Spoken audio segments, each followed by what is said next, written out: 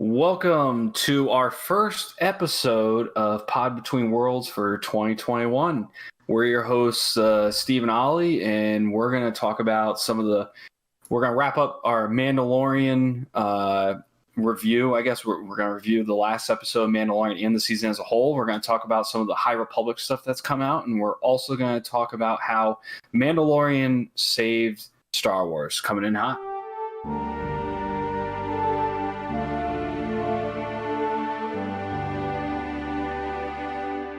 Alrighty then. Mandalorian came out. Yep. Yesterday. No. The last episode came out, what are we at, like 2 or 3 weeks? We took the holidays off. Yeah. Probably 3 weeks ago. We didn't have a full last episode review, and we didn't have a full season review, so we can kind of bang that out now. Probably a shorter version because people have probably already heard everything. Everything. But we can give you our opinions. I have our scoreboard behind us, which actually I'm a little confused because there was something written at the bottom that turns who won, depending on what we did. But we can get into that once we finish up the review. Or do you just want to go over it now? What we did. Let's go over it now because I don't know what you're talking about. I went through the whole thing, right? And if you took out Palpatine, because I think we said we'd use that as like a tiebreaker, or if there was like some obvious argument either way. So I took that out, and you won by 15. So I had scheduled, that's when I told you won by 15 and everything. And that's what I thought. And then today I was coming down just to add everything up again, to put it on the top. And at the very top, we had Rex. And I don't know if we discussed that as a tiebreaker or if we just threw that at the end. Because I think we just threw that at the end. So it's not a tiebreaker. No, I don't think so. So then you lost. I think he was... How did I lose? You were up by 15 without it, and then you put 25% on it, and I put 0, so that would make me win by 10. What timeout with Rex? Yeah. You wanted Rex on there. Yeah. Because you thought he might be in it, and I was like, he's not going to be in it, and so we threw it on there, and you had. So basically, the percentage thing isn't. You basically got points per percentage, right? I did it down the side. So at the end of all the ones we went through, right? Okay. You were up by 15 percentage points. Okay. Do you want me to read them all off? Yeah, I'm confused now. All right. So Boba Fett, you had 100%. I had 95. He was in the show, so you got 5 extra points, right? You beat me by 5%. Okay. So the percentages are points. Yeah. So Cobb Vanth, we both had the same percentage. So it was he was in the show, or if we both had the same percentage, it doesn't matter. So you're still up 5. Ahsoka was in the show. I had 100%. You had 90%. So then I go up by 5 because I had 10 points there, right? Yep. Sabine wasn't in the show. You had 70%. I had 65%. So I gained 5 points from that because she wasn't in the show and I went lower than you. Oh, so you're taking points away. Yeah, that's how it works. You don't get to just say 100% and then she's not in the show and you don't lose points. What are you talking about? Of course that's how it works. How would that be how it doesn't work? You don't get to just say, like, why wouldn't you just say 100% for everything? Because? No. So that's how it works. Or you just say 100% for everything and you'd win, because if they're not in it, then it just gets canceled out. Of course you lose points that's the whole point of guessing if they're in it or not. Oh, geez. Okay. Oh, stop it. This is how the whole board worked. Okay? So because Rex was in it, Rex was not in it. Well, I mean, it's everything. I mean, it's not that that could have been in the middle of the board. It's not as if that was the swing vote. I'm just saying I didn't see that. And so I was asking you if it was a tiebreaker or not. If you think it's a tiebreaker, you can take the victory. But like, those are the points. I would have to go back and. I mean, I have it right here. What? Have what? The podcast? No. The board. Right. No, I know. I'm just saying, like. I remember that we made Palpatine like a questionable one, because you were like, well, what's a hint? That's an argument. So we were just kind of like, all right, we'll throw that at the bottom, because none of the other ones were hints. We specifically said hint. Thrawn was a mention one, but that's specific. I remember we had not an argument. We had more discussion around Palpatine, because Palpatine was like a thing that we both would have put 0 if it was like a direct mention, but we were like, okay, if they hint towards it, like if they make a if there's any leak. But then we were like, how are we gonna tell that? That's just gonna become like a discussion piece. You know what I mean? So like we just kind of. It could literally be like, well, back in Palpatine's empire, and it's like, well, that's not really. Well, like, right. That would the mention. Yeah, we wouldn't have counted that. Yeah, the hint was more like, was he involved with Gideon? And I say there was a hint there, but again, when we talked about it, we were like, the hints are like, just, I mean, that's an opinion piece. There's no way to like verify that. So like mentions you can verify because she did like Thrawn was mentioned. You know what I mean? His Ron name was said, so like he's in. Yeah, whereas Palpatine, again, it's objective. You can't. Right. So basically, Boba Fett was in it, Cobb was in it, Ahsoka was in it, Sabine wasn't, Bo-Katan was in it, Fen Rao, Ezra, and Hera were not in it. Thrawn was mentioned. We're getting rid of Palpatine, and then Luke was in it from the Luke, Leia, Han, Lando, Ben Solo, and Chewbacca. And that Rex fucked me over. Yeah, and Rex the Luke one fucked me over. That wasn't huge. You put 10%, I put 35%. So you were still winning at that point. Before I got to Rex. The biggest swing I think you had.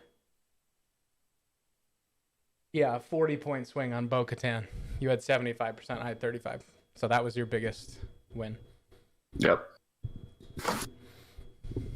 All right, anyways, getting to the season finale. I guess we really don't have to go crazy because everybody's seen it 100 times probably by now. Overall thoughts and then how the season goes, and then maybe at the end we'll get into like where you think we're going. But what were your thoughts on the last episode specifically?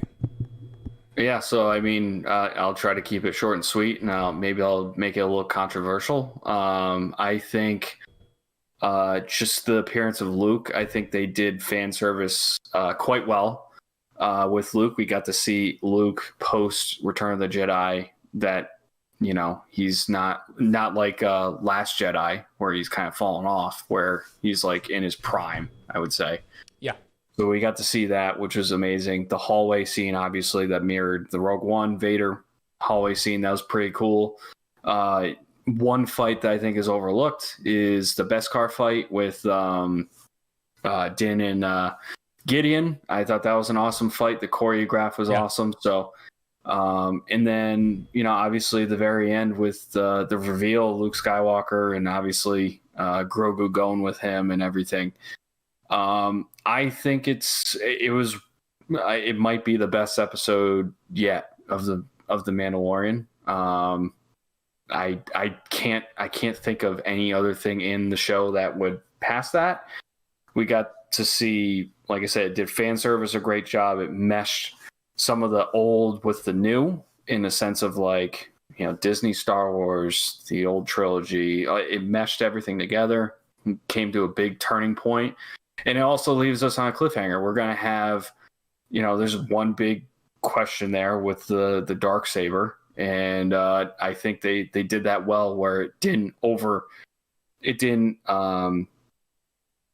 take precedent over the fact that Grogu went with Luke. So, and they also kind of came to fruition what you were saying, that, you know, you didn't see Grogu kind of sticking around after a while, because it's kind of like, how do you go forward with the Mandalorian, right? Yeah. So how does that work? Well, there's your answer. So, so that's I think it you know, it was a lot of the stuff that we've been hoping for. It all came together in one episode, and it also left a lot more to be yearned for. So we're, you know, it's my favorite episode of the whole show so far. So, and I'm just excited that we got to see Luke.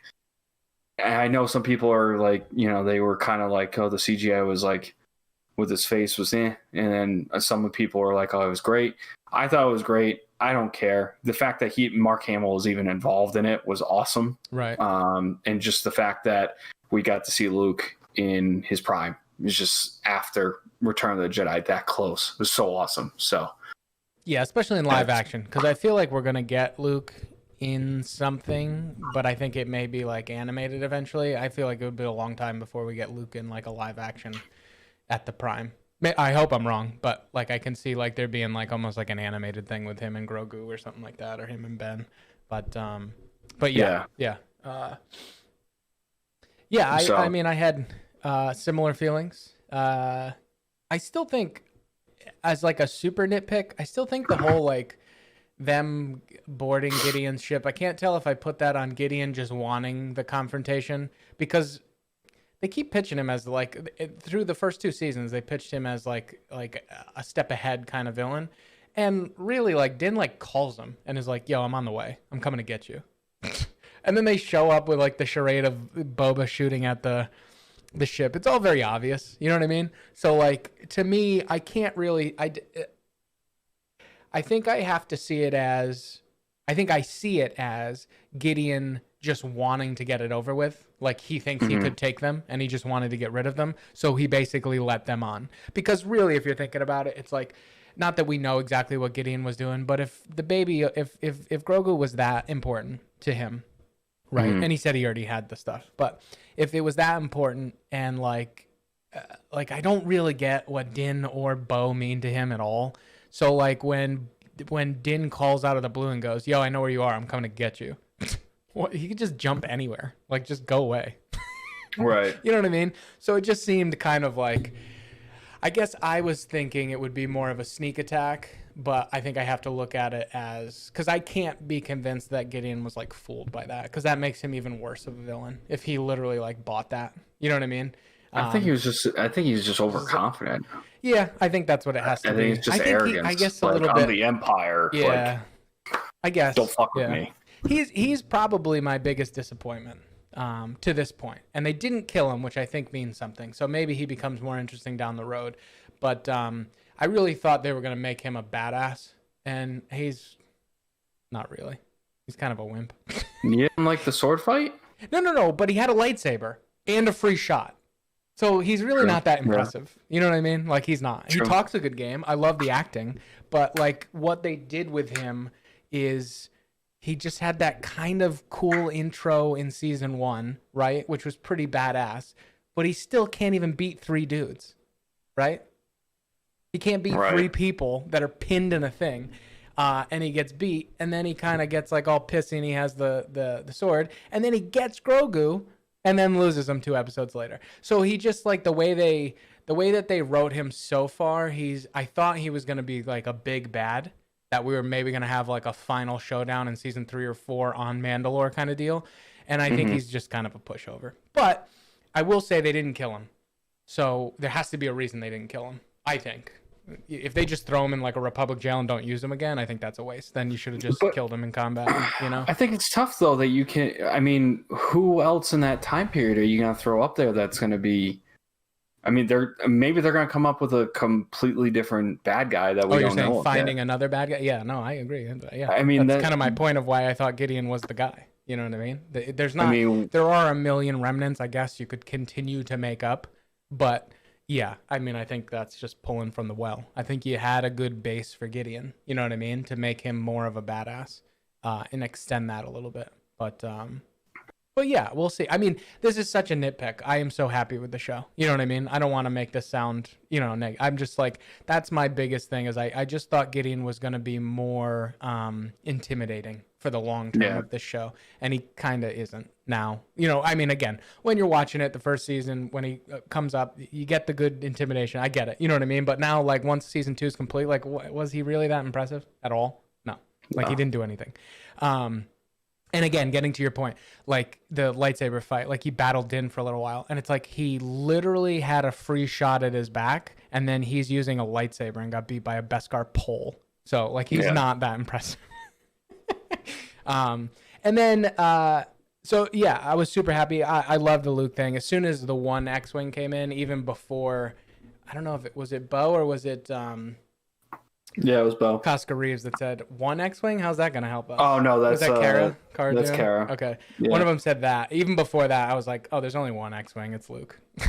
Because at first, when the X-Wing shows up, I was like, okay, probably Luke. But then I was waiting to see if there were like 2 or 3 X-Wings, thinking maybe it's the New Republic. But then when clearly it was the one and it flies by, I'm like, all right, here we go. Luke, baby. And it was badass. I thought the R2 thing was cool. I think they may lead into that because his communication with R2, Grogu's communication there at the end with R2 or R2's communication with Grogu, I guess, very much made it seem to me, again, just an opinion, it very much made it seem like R2 knew him or had seen him before. When I say know him, I don't mean like they had like some deep relationship and they were best friends at the temple back in the day. But I'm saying like it seemed very much to me like R2 recognized Grogu. Right. You know, so that's interesting. You know, I don't know if that'll play into it. I liked Filoni keeps doing this, right? I mentioned this a lot when we were. So before we'll just jump into the overall season now. He does this constantly. He did it with Din and the Mandalorian thing, and he's doing it now with the Darksaber, where at face value, what you're seeing, you're like, if you're a huge canon fan and have watched Clone Wars and stuff like that, and Rebels and stuff, you jump and you go, that's not right, right? Like Din's whole first season, there were multiple things I was like, that Mandalorians can take their helmet. Like, what is this? You know what I mean? And like, I kind of hinted at like him being part of some like offshoot thing. And that's what ended up happening. And now the Darksaber thing, my immediate reaction when Gideon was saying it, and I know Filoni writes this, you know what I mean? So I know I know that everything, he's not going to make a major mistake. Like, this is his baby. He knows exactly what he's doing. So I did have that internal conflict right when Gideon was like, well, she can't take it. She didn't earn it. And I'm like, oh, fuck you, Gideon. Like, she can't take it. She took it from Sabine back in the day. But immediately I was kind of like, oh shit, I wonder if this is that whole thing where like she took it from Sabine and maybe people blamed her because obviously they fell shortly after that at some point, you know what I mean? And people didn't like rally to her cause, and then people found out she didn't earn it, and that's like a whole thing. So like that's why she wanted Gideon so bad, not just for the Darksaber, but she had to earn the Darksaber. Right. So it'll be interesting, I think, overall. But yeah, season 2, I thought killed it. I think I haven't gone back and watched it straight through, but I'm excited to. There was really only one episode, that second episode, right? Was it it's the second episode where they go to the ice planet? Mm-hmm. That just kind of not a lot happened. But again, if you get to binge it, I don't think it'll stick out that much because it just turns into like a side adventure on his way to Trask. At the time, it seemed to be, everybody called it filler. But at the time, it seemed to be a mistake because, again, it's always this thing where like when you have to wait a week and that's what you get, you're like, man, like I thought we were going to Trask. I thought we were moving the story ahead. You know what I mean? And so for a full week, it's like, ugh. But when you get to just watch it through, really, it turns into he's just on his way to Trask and there's a little side adventure. So it becomes fine to me. This season seemed more cohesive towards the end. Like it seemed like a more cohesive storyline than season 1, when I was joking about the video game thing, where it's like, oh, go here, do this mission. Like, you know what I mean? It still had that, but it wasn't as bad. It seemed like we were always heading in the same direction. You know what I mean? Yeah, I did a rewatch of season 2, and the second episode I just skipped over. I'm just not even. It doesn't count to me. That's one episode. I'm just like, yeah, whatever. But the rest of the season, yeah, I agree. It's all cohesive. The writing was better. And then I think if Grogu stayed, I think that would have posed a problem though. Was that like what you're saying? Like, the where video? do you go? Yeah. Like, are you gonna keep doing the same video game thing where it's like go here, go here, go here? Like it's go to a planet, somebody gives you a task to help you do the task, then they help you at the end, and then you go to the next planet, and that's what it was turning into. Yeah, so I think it's good that they left it on the note of Grogu goes with Luke, so now he's gone out of the way, right? And then now, like what I was saying is, I think season 3 is going to be about Mandalore, and now it's probably going to come to fruition because it definitely seems like that's where it's going. Be interesting with the Boba Fett offshoot too. Because that makes it seem like he's not. I didn't quite know if they made up there. Be interesting to dive a little bit more into that whole thing with like. I thought that was an interesting scene with Boba and Bo-Katan and Cosca Reeves. that whole thing about you're not a real Mandalorian, and he's like, never said I was. It almost seems like he's kind of like, because of the way they treated his dad and probably the rumors he heard, that he's not a big fan of Mandalorians. Like, Yeah. that's what it came off to as me. He's like, yeah, it's my armor, homie. Like, I am Mandalorian because I'm the son, a clone, but the son of a Mandalorian who was a Mandalorian. He was a, child of the Watch, just like this kid, just like Din that you're accepting. You know what I mean? So I think he's a little peeved by it, but I think at the same time, he's probably heard it so much that he's just like, yeah, okay, go ahead. Go take back Mandalore. Now, do you think Bo-Katan and Din end up with each other? No idea. I mean, it could be. I don't know if the Darksaber ends up being the catalyst that like makes it tougher for that to happen.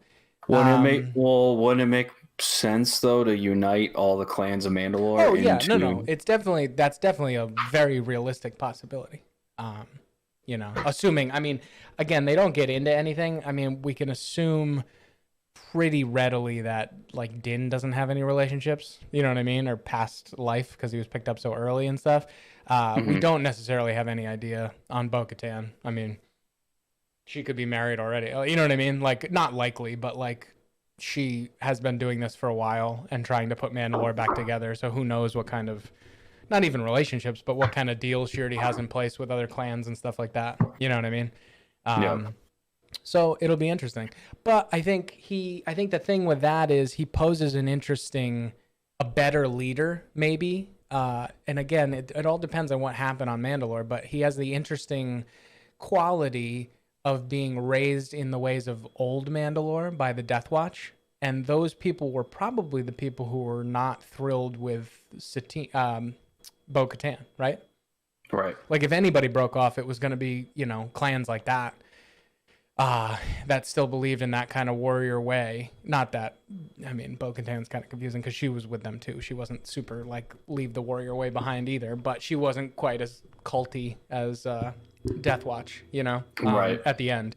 So maybe he's the perfect leader because if now Bo-Katan and the Night Owls and her clans and the people who are still behind her trust Din because of all this, right?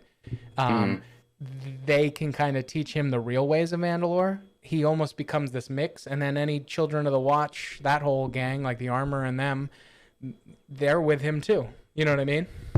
So he may be the best pick because he's actually kind of in the middle. You know what I mean? Now, because he's taken his helmet off, he's more leaning towards some of the stuff Bo has given him. He's still well rooted in the Children of the Watch stuff, but he's definitely like the Armorer wouldn't have approved of a lot of the stuff he's done so far. See, I don't know. I don't get the. See, that's why. So, me personally, I think there is going to be a connection between Bo-Katan and Din, but what do you mean by connection? Just like they'll get married? I think married or something like that. Yeah, I'm saying that's fine. That's perfect. That would unite the two sides of what we see of Mandalore. I think that's I think that's the only path. Yeah, because But I think he's a better leader if they go by the Darksaber, because I don't know that you'd ever get the Armorer and that group, like the Children of the Watch, to follow Bo-Katan. But if they think Din's the one with the sword, maybe they go along with it. You know what I'm saying? I think he potentially. Yeah, well, it's all percentage. I'm just saying. I think he gives them a better chance of following him than him going back to them going, no, actually, Bo-Katan's kind of cool. And they'd be like, nah, dude. No, see, that's what I'm saying. I'm saying he potentially has it. I would say right now, if you said right now he's supposed to, he'd be a great leader for Mandalore, I'd probably say no. Because no, of course Bo-Katan. I'm saying that's exactly what I'm saying. The potential's there because of where he came from to unite more of the clans of Mandalore. Right. I'm just saying he doesn't, as a leader right now, he doesn't have his character, at least so far, doesn't have any he doesn't seem like a leader in a sense. He doesn't project that yet. Not yet. The exact same thing. That's what you can build towards. That's good that he doesn't have that actually. Because it gives you something to build on. If he already had it, it'd be too quick almost. You know what I mean? I'm very, I don't know. I just don't, I think. You like the Bo-Katan Din thing, huh? I don't see it any other way because I don't think his personality, he's more of a loner. And that's the thing. Like, it's weird that he's gone, like, and maybe this is what's building up to, is that the first 2 seasons, he starts out as a lone bounty hunter that belongs to a guild. You know, he has the Mandalorian, whatchamacallit, in the underground or whatever. The Enclave or whatever, yeah. The Enclave. But he's not the leader of the Enclave. No, and some of them are even pissy with him.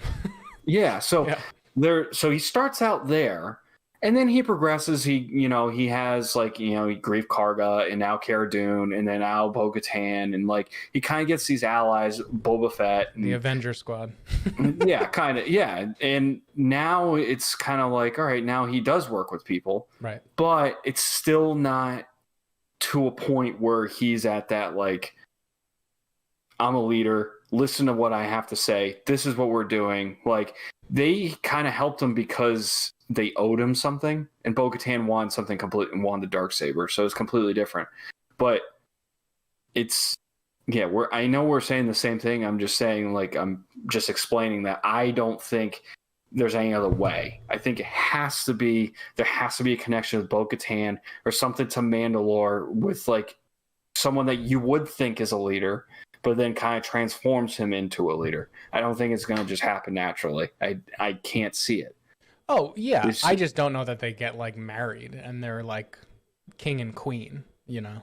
I could see it going a million different ways. We don't I'm get fine that with kind it. of, I'm just saying, like, we don't get. Yeah. I think it would be a good opportunity for Star Wars to do something like that, because we don't get that kind of stuff all the time. I mean, yeah, Anakin and Padme, but, like, that's different. Yeah, no, I know what you're saying. It's not the same. It's besides them and besides Leia and Han. Yeah. What else do you have?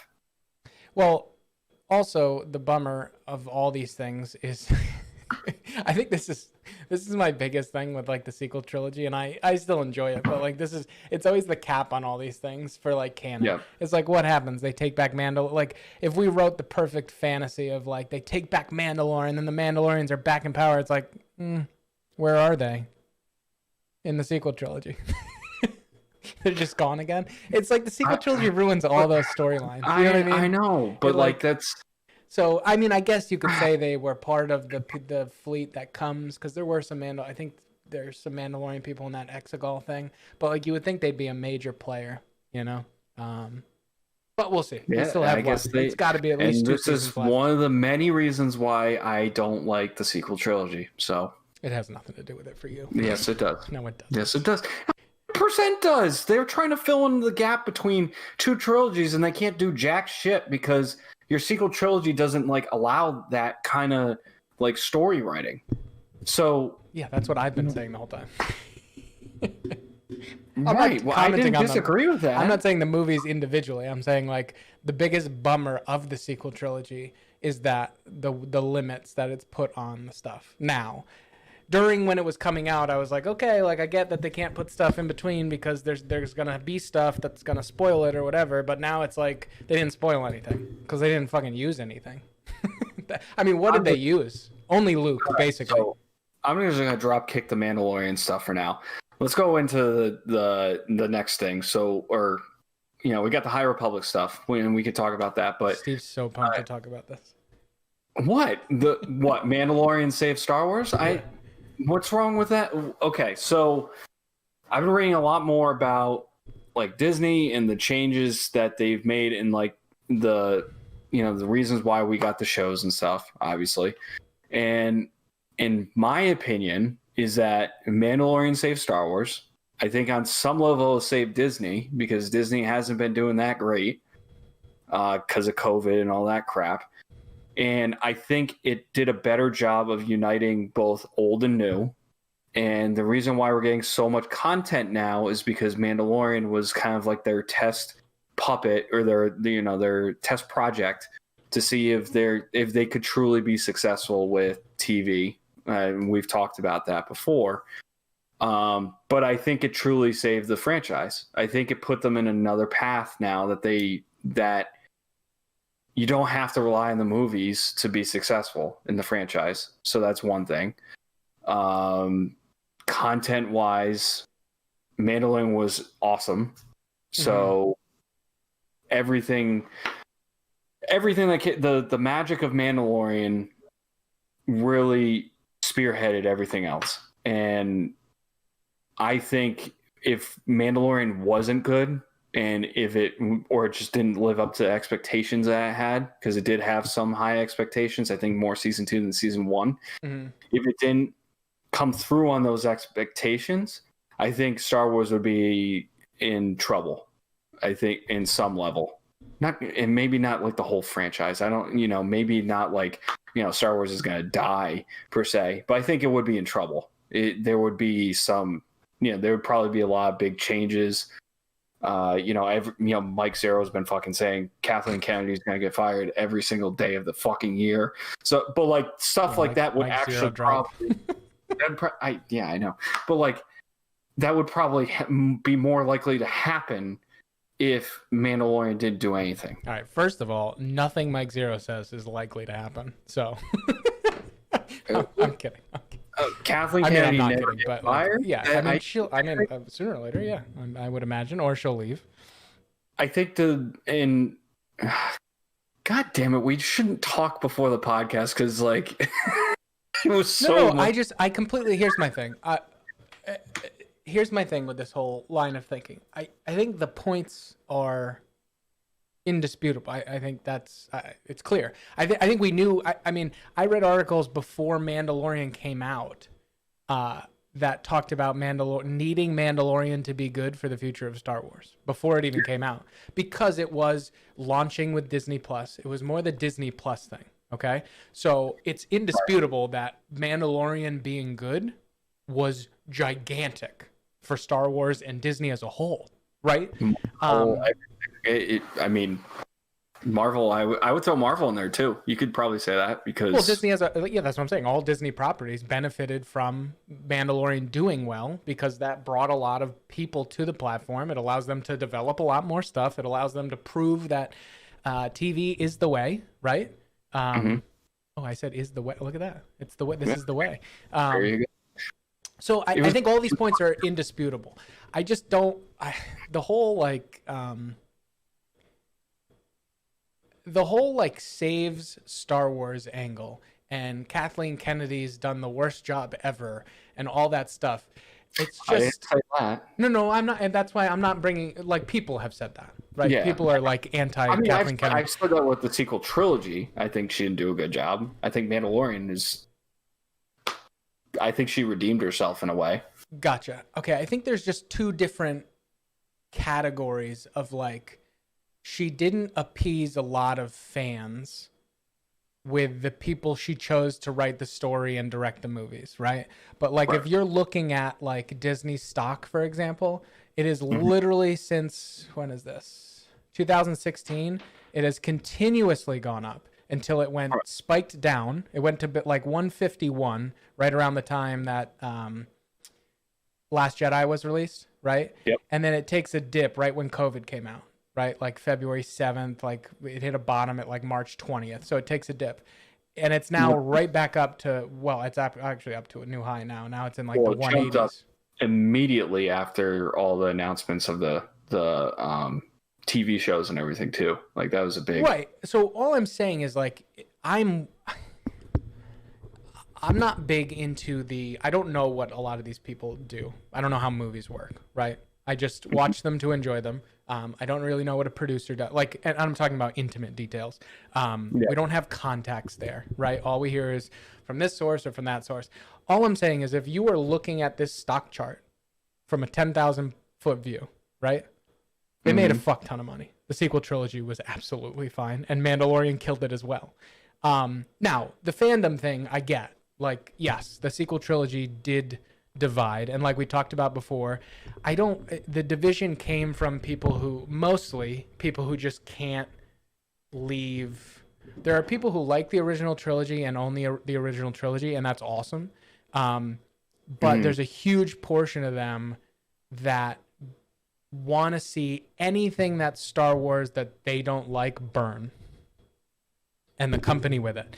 And they didn't like Disney up front, so they're always going to have that, no matter if everything's perfect. Right. The Mandalorian did a good job crossing that line for the first time. I think it got a lot of people, like almost all people. So I think that's the first like overall success of like money and the fandom, right? And like you said, the Mandalorian itself was a bigger player than the sequel trilogy for sure, but I think that's more medium in the launch of the rest of Star Wars currently. And so it did. So I agree with all your points. You know what I mean? I just don't know that I buy into this. Like Kathleen Kennedy's the worst producer in the world, and I know you're not saying it, but I'm saying like that side of it. That Kathleen Kennedy has no idea what she's doing. She makes the worst stuff. It seems to be a lot of people will give her all the crap for the sequel trilogy and none of the credit for Mandalorian because there's a split at Lucasfilm, right? And Dave Filoni and Favreau hate Kathleen Kennedy and she hates them. And it's just the High Republic has nothing to do with that. So we hate that. It's a very, I think you either can give her credit for all of it or some credit for all of it, right? And some blame for all of it, but you can't do that. This is like the quarterback thing, right? The quarterback is involved in the loss and the win, right? You'll have individual plays that are really good, that really win a game, you know what I mean? But at the end of the day, you can't sit there and say every win was completely the quarterback's responsibility. He got them all the wins, and all the losses completely had nothing to do with him, right? So like, right. I just don't know. Like, it just doesn't seem like a consistent line of thinking to give her no credit for certain things and then blame, you know what I mean? To blame her for certain things and give her no credit for the good things. She either deserves blame for when shit didn't go perfect, or she deserves credit for when, I mean, the whole thing with the Filoni and Favreau, she picked them to do it. So like, she doesn't get credit for that? You know what I mean? So that whole thing is where I kind of just, I step out of the conversation in terms of just like, I don't think there's like, I don't think people are being consistent in judging her. I don't know exactly what she does. And I don't think the sequel trilogy was as good as it could have been. So I don't think she's been perfect, but I give her right now, she's like basically the head of Lucasfilms, right? Is that what you would call her in general? So if stuff's good, she's a big part of it. If stuff isn't great, she's a big part of it not being that great, you know? So right. I think you're right. I mean, I think the thing with the sequel trilogy is that a lot of the turmoil and a lot of the things that were wrong, or they weren't done right, like you could say like the who she hired or like the writing and stuff. At the end of the day, it falls to the leadership. I mean, that's the thing. If you're a sinking ship, who do you look at? The leader. Why is the ship? But it hasn't been a sinking ship since they took over. So that's my point. Like, the business has just been going up since 2016, very consistently. So I don't know how you can, you know what I mean? Now, you can say it could have been better. Sure. Okay. Like, I'm with you with that. I think it could have been better, but I don't think you can say they were failing, because they weren't failing by hard numbers. They were not failing. And I don't think they were failing. I don't think they were going. If you're not failing, how do you need to be saved? Do you think they were going in the right direction? Like, again, by stock price, yes, they were. They were going up. I mean, how else do you judge a business? At the end of the day, when you have to go 10,000 feet, like when you have to go 10,000 feet, right, and you're not involved, you don't know what Kathleen Kennedy does at a daily basis, how are you going to judge a publicly traded? You're looking at from Disney, not from Star Wars. They're a major driver in Disney. Okay, but that doesn't mean that, you know, everything in the Disney stock price is just purely influenced by Star Wars. It could have been Marvel too, because Marvel had a lot of big releases. So here's what I'll do.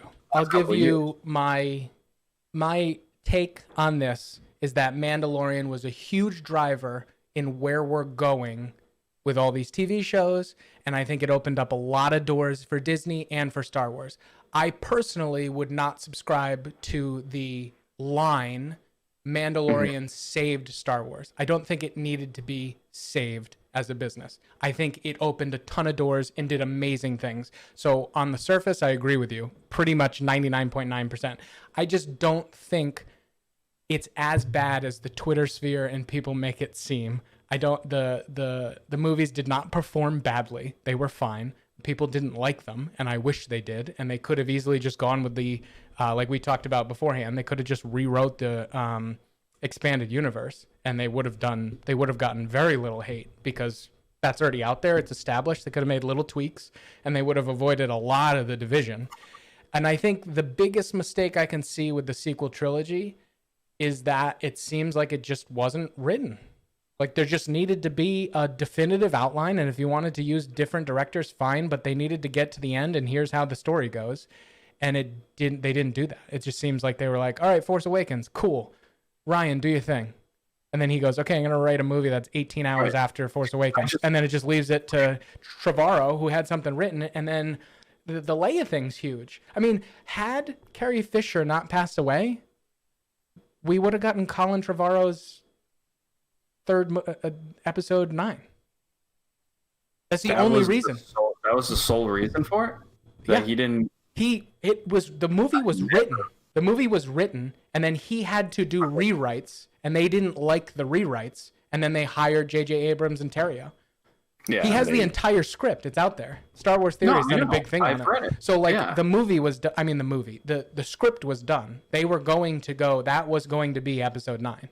And Carrie Fisher passed away, and that's the only reason they went into rewrites. I can't tell you the future. Like, I can't predict if she lived, does Kathleen Kennedy still look at, or does Bob Iger still look at his script halfway through filming and go, I hate this, and still hire JJ and Terrio? Maybe. But that was the driving force. The script was already written.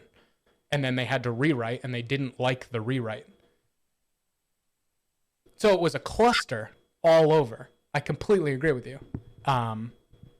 But yeah, I think this is way deeper in terms of media types like Disney. I think it has a lot to do with Disney Plus and moving to TV and moving away from some movies. I think it is a lot bigger than the sequel trilogy in terms of like what happened.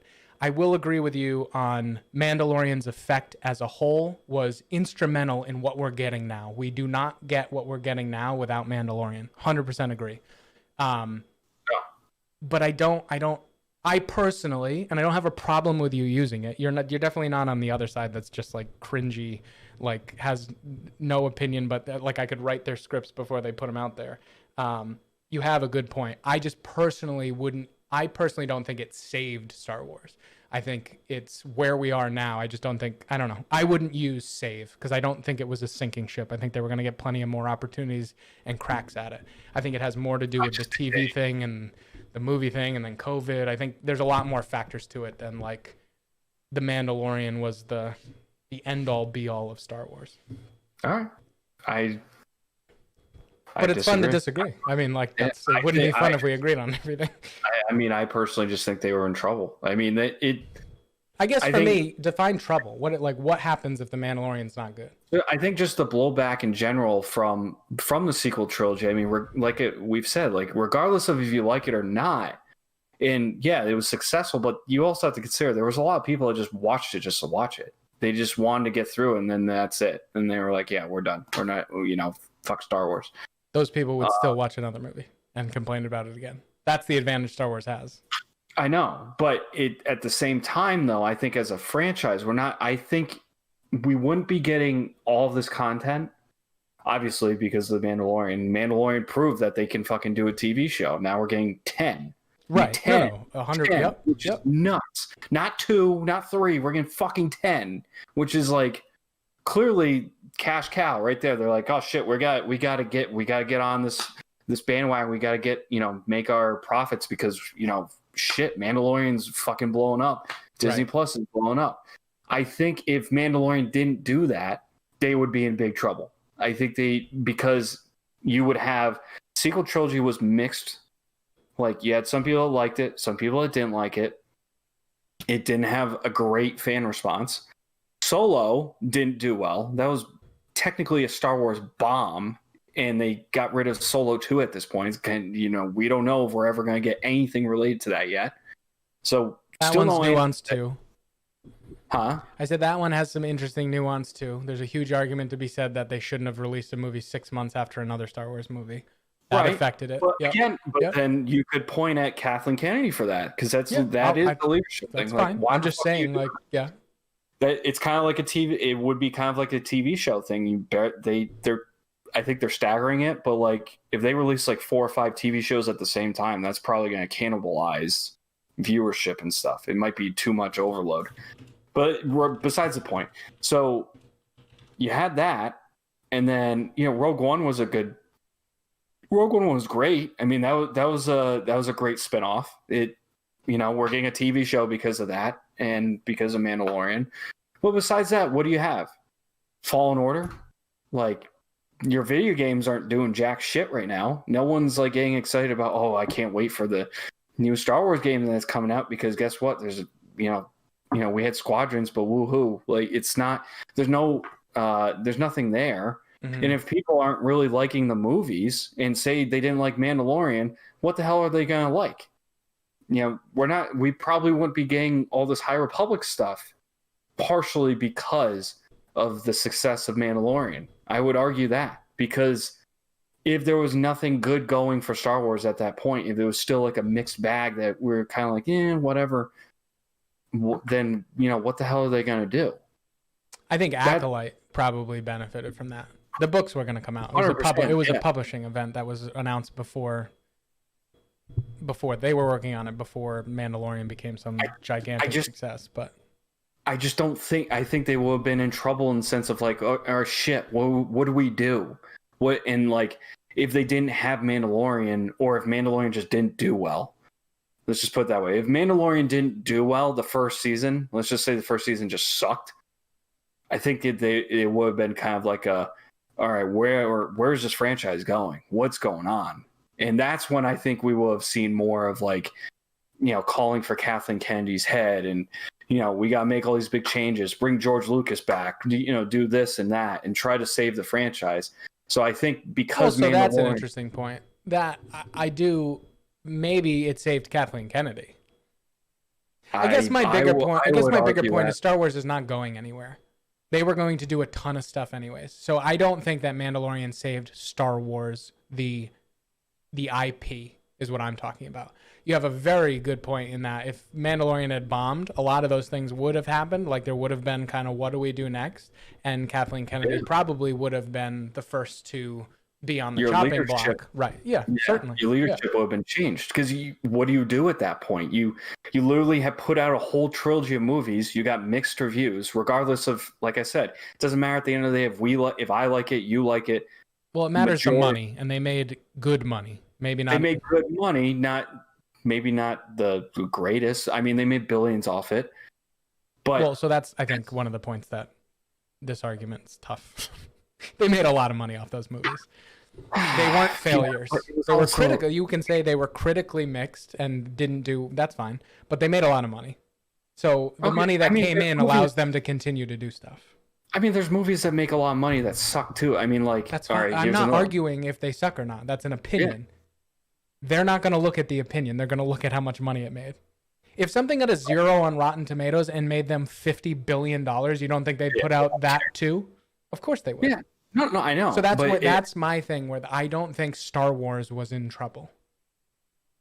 All right. Yeah. I think it was, or not as much trouble, I should say. Yes, I agree that Kathleen Kennedy would have been in trouble. We wouldn't be getting these 10 shows. I agree with that wholeheartedly. It would have looked different for sure. I don't think it was going anywhere, is my point. Yeah. I think Mandalorian, I think, did turn. Was huge. No doubt. It helped the franchise so much that, I mean, there's still fucking haters out there that fucking hate everything that Star Wars puts out, like you're saying. Like, it doesn't matter what it is. I think The Mandalorian, though, overall brought together old and new, the best that could have, hands down, since Disney bought Lucasfilms. Yeah, it felt way more like original trilogy stuff. It felt like EU stuff. Yeah. But it had new stuff. It has to have. Yep. It had much uniqueness. It has much more universal appeal, that's for sure. Yeah, 100%. To the fandom. Yep. And I think it also captured, obviously, a lot of people. I mean, just Baby Yoda, for instance. Like, everybody fucking knows who Baby Yoda is. Everybody. I also think those things, again, for this argument, I just think those are the things that need to be separated, though. If Mandalorian crushed it and still the same amount of people hated it, it would still be leading to these things. It's money it has a play. Don't get me wrong. Like the reason it made a lot of money and did so well is because a lot of people like it. But I'm just saying there is a difference. These things are from money. So Right. like if Mandalorian made twice as much as it did and had twice as much hate, we still would have got this stuff. You know what I mean? Now, it made a bunch of money, probably, I would like to think, because it was good and it did unite a lot of people. You know what I mean? And there are a lot of rewatches, and there's a lot of people that subscribe to Disney Plus, and that's how they made their money, right? And that's a big part of it. I'm just saying I don't think it's very tough to pull away from it, but it's more money to them at the end of the day when they're producing stuff. See, I Long think term. I think long term though, eventually. Well, short term, I mean, sorry. Long term, you're correct. If something keeps getting hated on, all of a sudden the hate watching goes away when it's actually seen as garbage. You know what I mean? And then you lose money. But if the money stays, they're gonna keep doing it. Yeah, Now, I mean, I'm playing contrarian here. The reason Mandalorian did well is because it was good. Okay, so like Yeah. I'm not trying to say that the opposite. I'm just saying that when you look at the sequel trilogies, I think as a Star Wars fan, you have to pull back and look at it from the business side of what happened. It divided a lot of people on as a Star Wars fan, but as money, I mean, they made a ton of money, so they were gonna do more. You know what I mean? Now, I Right. think more as the fan argument, we're getting a lot of stuff we want, probably because The Mandalorian went so well. Right. You know, I mean, what is the movie schedule? Rogue Squadron? Is that the next one we know of?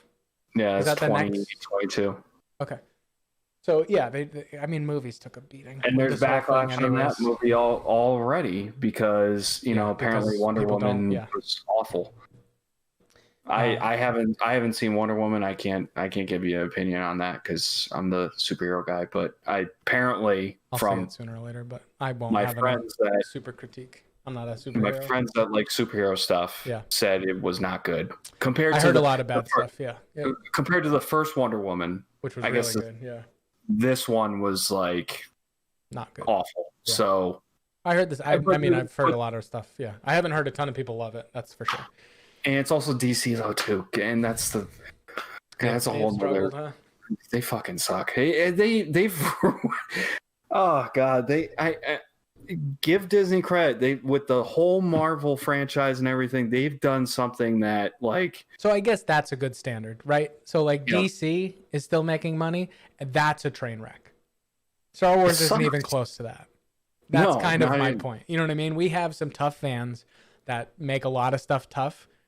The sequel trilogy is like the gold standard Here's compared to some of the stuff that Here's how bad compared to DC DC as a whole. You know what I mean? DC, how bad this is. DC is actually they could be done doing comics in a couple of years. Like there's a rumor going around that they're like in that realm of like we might be done doing comics because of how bad they're doing. Really? That's how bad. You think that- Marvel that buys whole- like an IP in that case? Like, do you buy Batman if you're Marvel? Or like some of the bigger ones? You got to, right? There's money there to be made, right? I don't know. Even if you Yes, keep it separate. I'm not saying bring it to Marvel, but like, do you buy it because you They've- know how to run it? Well, I mean, comics in general, I think is not. I mean, at least American comics, I don't think is overall. I don't think is doing well compared to like Japanese manga right. and stuff like that. Gotcha. Like that Japanese manga is like friggin' still blowing up. Killing it, yeah. Yeah, so I think that's the same way with Marvel too. I don't think it's just DC on that realm. I think it's also Marvel. I think DC because the movies and the franchises haven't Aren't done so great. well Gotcha. is because now it's affecting like, all right, we can't afford Everything. this shit. So I hope not. I mean, I love Batman, but I think what have we seen in the last few years that like Batman's like, oh, this is super cool. We haven't seen really anything since the Dark Knight movies. Yeah, I mean, I was after gonna that, say Bane. When would that come out? Like, Dawn in of Justice. college? I don't that even was know half awful. the other ones. Yeah. They were in that story too. That was like a perfect opportunity. And they've screwed that story up. I mean, the only reason why I kind of liked it was because I knew what comic it came from. Right. But You had most the people aren't. attachment to it, yeah. Most people aren't going to know that. So I don't know, but right, Star Wars is not at that point. No, okay. So, all right, we're cruising past an hour here, and we haven't even touched High Republic. Do you want to wrap up? So your overall thought is just Mandalorian saved. I mean, I think we know your overall point. Mandalorian saved Star Wars, and is the reason the future looks the way it does. I think the future looks great for Star Wars because Mandalorian, and we're gonna. So I agree with that. I just don't think Star Wars was in as dire straits as you did. I agree that how much The Mandalorian did, I don't necessarily subscribe to how bad off we would have been. It wouldn't have been as gloomy to me as it would have been to you. But we do agree on the impact of Mandalorian, that's for sure. I guess we weren't at like I mean, it's hard to say. I mean, I don't think we were at a DC point. I mean, per se. Yeah. I think if they released one more movie. Yeah. If you got like another couple movies that sucked, yeah. Yeah, then, say Rogue Squadron for some reason sucks. Well, we might be back to this conversation on like what's going on, or TV shows. I mean, I don't know. We never know. We don't know what's on the horizon. And obviously, this is all risks. I mean, that's the nature of business. It's all risks. And we'll only get more if they keep doing well.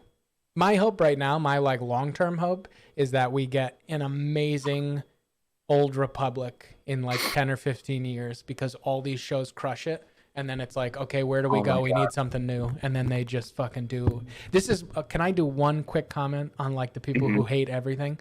I laugh so hard at the people who like said that Star Wars High Republic was going to suck before there was, and this is like even before like the other thing, right?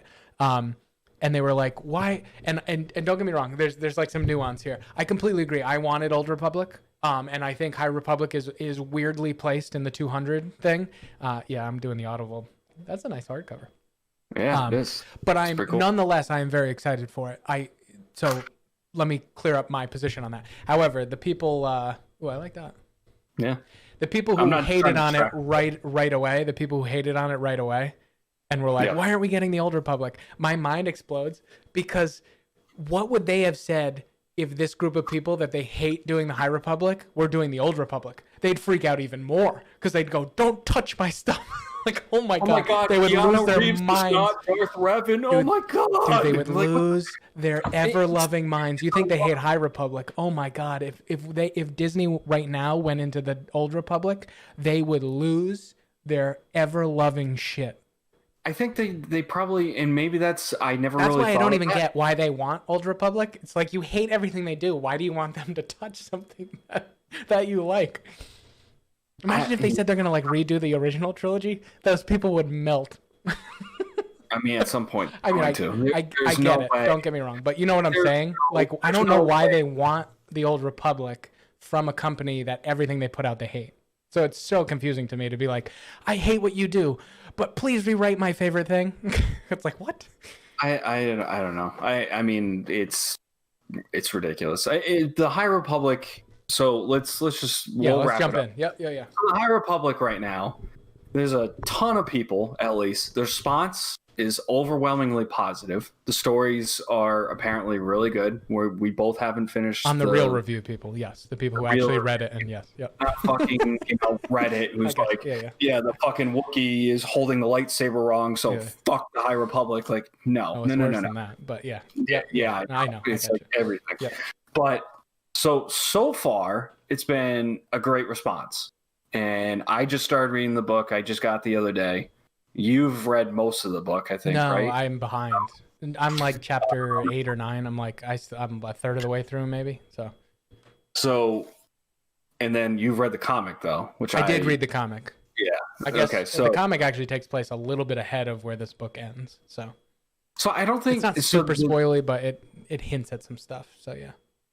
But I think the High Republic in general, the timeline wasn't meant to be like a hard, like, all right, Light of the Jedi is 200 years before prequels. Then I think they're going to organize it because Charles Soule did come out and say the technical order, if you didn't want to be spoiled at all, would be this book. Then I think Justina Ireland's, what is that, Into the Dark? Or is that Claudia Gray? No, that's Claudia Gray. What's Justina Ireland's? I forgot what. It's like Tales. Okay, that book and then the comic are technically the order. In other words, if you read the comic, there are characters from the comic that are in Light of the Jedi, and at the beginning of Light of the Jedi, there's stuff going on. So if you read the comic, you know those people survive. So I guess that's technically a spoiler. You know what I mean? Yep. Yep.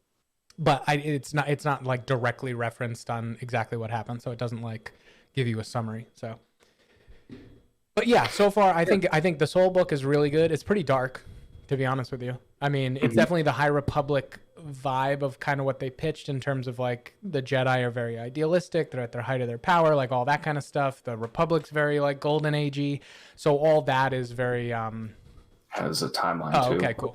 Like all the books, actually. Yeah. Perfect. It's pretty cool. Nice.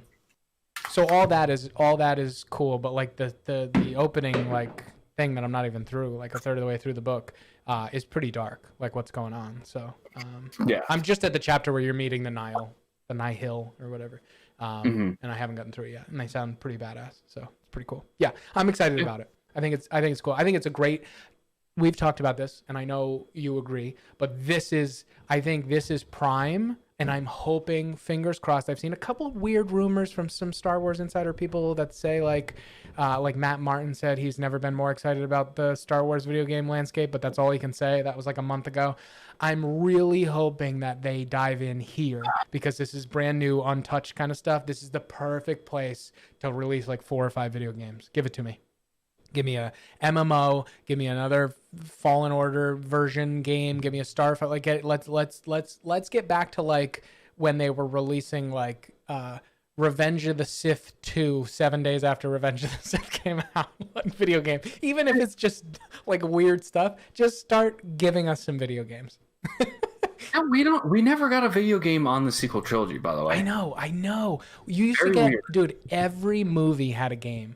They were, by the way, most of them were terrible. But besides the point, I remember playing the Phantom Menace though, and being like, "This is fucking awesome." I'm playing in the movie, like right. They were all just kind of like platform action adventure and kind of things.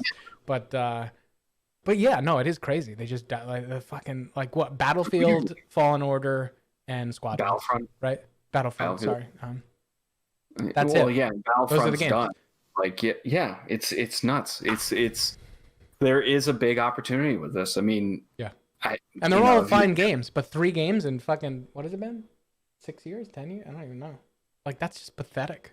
Oh, don't count. You gotta count the mobile I haven't done the mobile ones. You're right. Galaxy of Heroes, which is like a. Right, I'm not on the mobile gaming thing yet. Sorry. Fucking dumb. No, it's dumb. It's stupid. It's a waste. Uprising was kind of cool. Remember that? That was kind of fun. I know. Yeah, why did they cancel that one? Probably not. I don't know. It's anyway stupid. I don't know. I don't want to dive into it, but yes, High Republic. I'm excited. The book's good so far. Comic was cool. Yep. Interesting timeline. I still am under the general opinion it should have been placed a little bit further back, so we're further away. Yep. Because it just feels like the galaxy is a lot different, like in terms of what. Yeah. Pretty cool too. But I will hold my. It's a minor criticism. Super excited about it. But yeah, give us video games. Yeah, no. And the Acolyte. I know you're into that. I know you want that. I'm looking forward to that show the most out of any of these shows. Yeah, by far. Because it's gonna get. Could be Plagueis. Could be Palpatine. I mean, not Palpatine. I guess. Well, it depends on. Did they say it was in the High Republic or? Yeah. Towards the end of it, so 200 years. No, so it couldn't be Palpatine, but it could be. It could be Plagueis and who is his master? Shit, Tenebris. Yeah. So it could be something along that line. That would be cool. We could get some final answers though on like, just in general when related to the Sith in terms of their uprising. I mean, obviously it's probably going to show like, oh, how do we get to we got. I'm trying to think if they in Palpatine in Plagueis ever gave his age, because even if it's I think they said it's towards the end of the High Republic, right? So maybe it's only like 100 years before, so you could get like Tenebris. I don't know how old. I don't know how old Plagueis was. Either way, you could get that line. I think they even mentioned Tenebris's master in the beginning of the book. I forget what his. And they're both aliens, so I mean, it's not like they're right. I don't know ages. Yeah, Plagueis is a. Do we know their species? Yeah. Plagueis is a Mun, and Tenebris was a Biff, I think, or Tenebris's master was a Biff. Well, supposedly. Right, technically not canon. Yeah, not canon yet. I guess. That would be wild if they actually changed the species of those two. I wouldn't like that. You could do something different with Tenebris. There wasn't a ton on Tenebris. He seemed pretty cool though. I like the Biff thing. The Mun thing, they better not change Plagueis from a Mun. Have you usually seen like the pictures and stuff? Mun are like tall, skinny, almost kind of like a scarier looking Camino. Snoke.